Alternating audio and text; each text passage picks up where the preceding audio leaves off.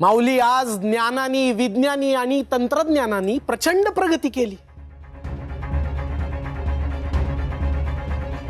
आज सगळीकडे मोठे मोठे रस्ते झालेत, मॉल झालेत, इमारती उंचच्या उंच बांधल्या गेलेत. पण माऊली, माणसांचं काय? घरं मोठी झाली आणि माणसांची मन मात्र छोटी झाली. माणूस माणसांवर विश्वास ठेवू शकत नाही, ही आजची परिस्थिती आहे. माऊली, विश्वास कधी आंधळा नसतो, तर विश्वास ही माणुसकीवरची निष्ठा आहे आणि ती प्रत्येक माणसामध्ये असलीच पाहिजे.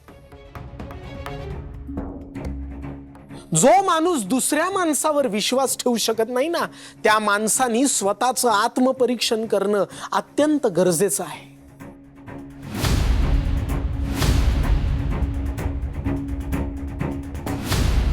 माऊली, आजची आपली अवस्था काय आहे?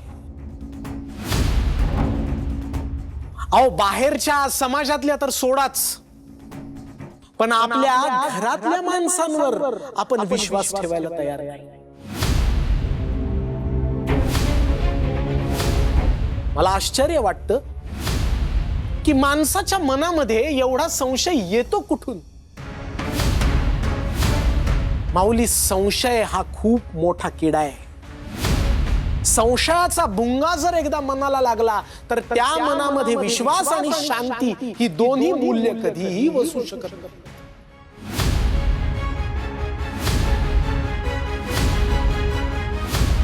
आपण आपल्याच माणसांवर संशय घेतो, शंका घेतो. ही आपल्याला विठुरायची आणि सर्व साधू संतांची शिकवण आहे का?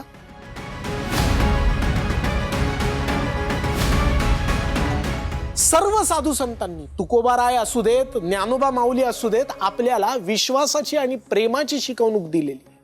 अहो, पसायदान का म्हणायचं? भूता परस्परे जडो मैत्र जीवांचे, असं माऊलींनी.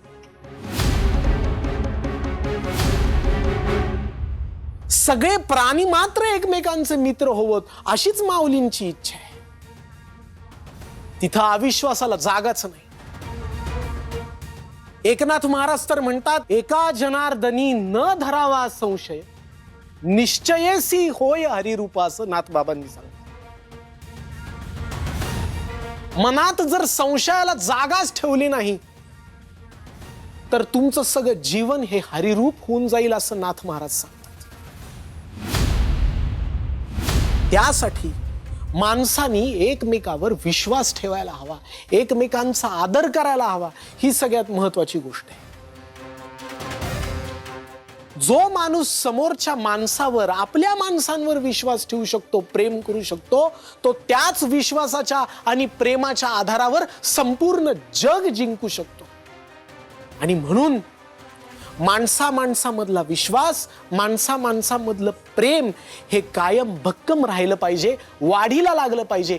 आणि म्हणूनच सर्व संत आपल्याला सांगतात की विश्वास ठेवा, विश्वास राखा, विश्वास वाढवा आणि विश्वास जपा. राम कृष्ण हरी. मोठ्या बाई, ती आपल्या जाळ्यात पूर्ण अडकेपर्यंत आपल्याला सांभाळून राहावं लागेल.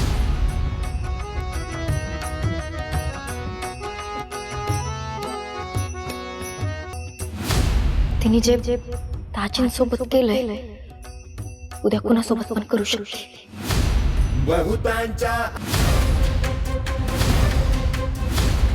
आयो मायो,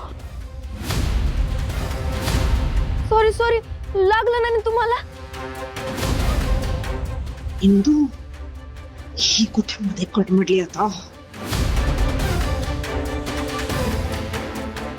सॉरी सॉरी, लागलं नाही तुम्हाला? जरा घाईत होते मी, ते मला दिसलंच नाही, धक्का लागला तुम्हाला. सॉरी. हा, ठेच लागली की हो तुमच्या पायाला? दुखत नाही ना? हा, सॉरी हो.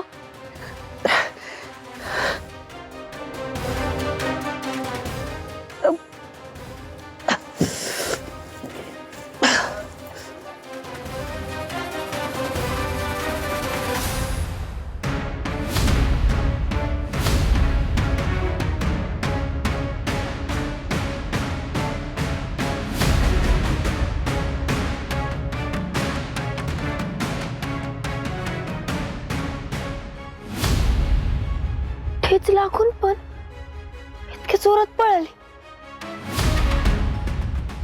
कोण आहे ही बाई?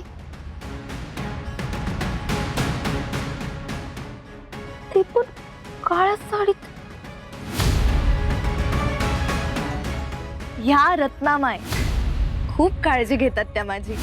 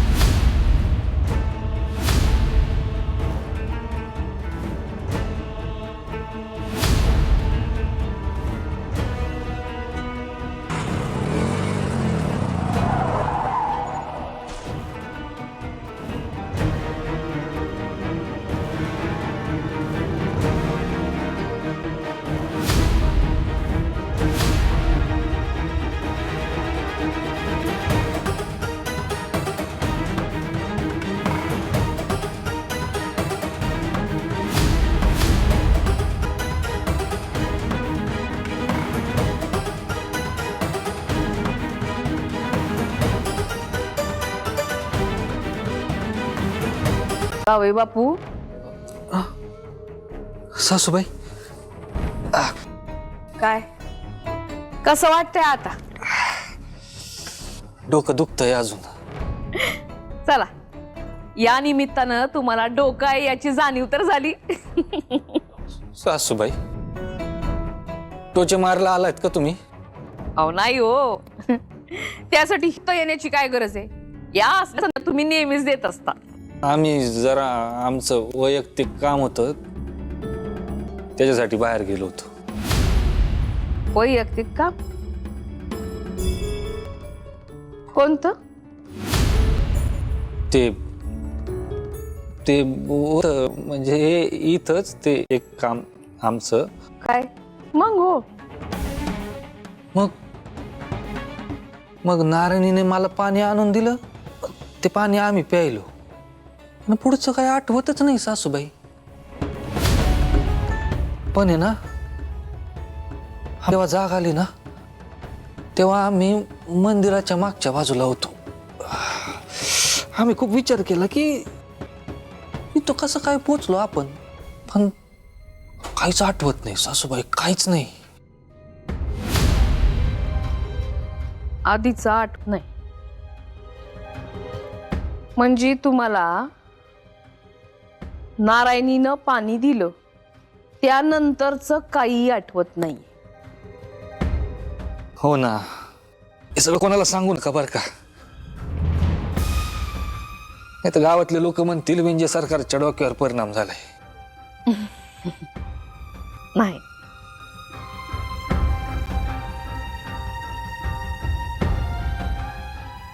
जावई बापू, आता एक महत्वाची गोष्ट. खुनगाड बांधा, याच्या पुढं श्रीकलानं तुम्हाला काही खायला प्यायला दिलं तर ते घ्यायचं नाही.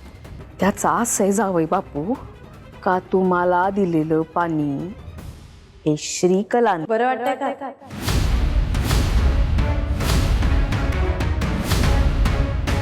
नीट झोप लागली ना? पण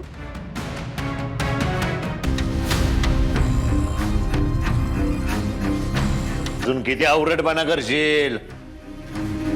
5 लाख रुपये नाही दिले ना पोपटराव तुम्ही, तर तुम्ही मरणार.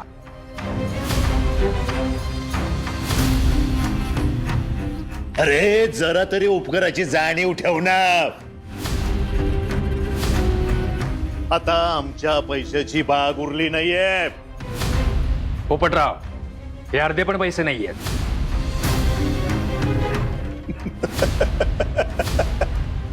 लय घासाघीस करतो ना आम्ही. एक काम कर ना, तूच आम्हाला गोळी घाल ना. घाल ना, घाल घाल आम्हाला गोळी घाल. घालतो का? घाल.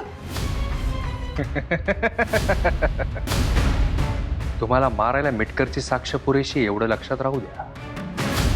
त्याने जर तोंड उघडलं ना, आयुष्यभर बसाल जेलात, चक्की पिसाच. माहिती मला सगळं.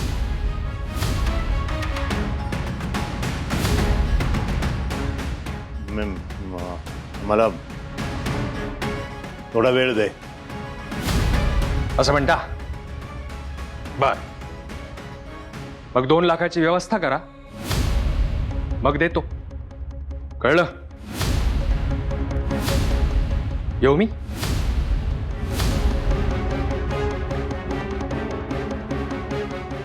ह्याच्या बापाला मदत केली म्हणून हा इन्स्पेक्टर झाला आणि सगळे उपकार विसरला. हे परमेश्वरा, अरे खऱ्याची दुनिया उरली नाहीये रे. सगळे याच्यासारखे हलकट भरलेत. हे हलकट. पुढच्या पैशांची व्यवस्था मी कशी करू? कुठे आणू एवढे पैसे मी? हा, शिकलाला सांगावं लागेल.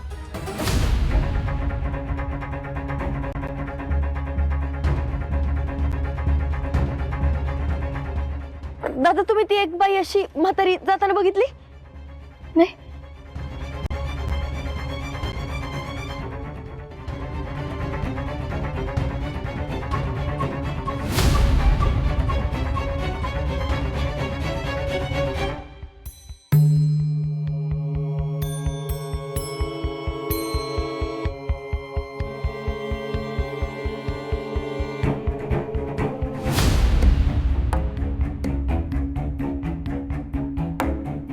कोण होती बाई?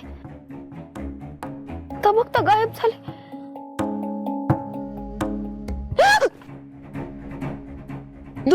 अगं एवढं घाबरायला काय झालं? नवराच तुझा मी. अरे किती घाबरले मी. तू इथं काय करतो?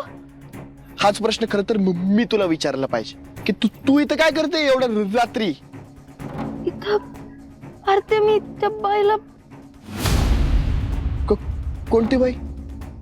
त्या बचत गटाच्या राधाबाई नाहीत का, त्यांना बघायला आले होते. पण तू इथं काय करतोय?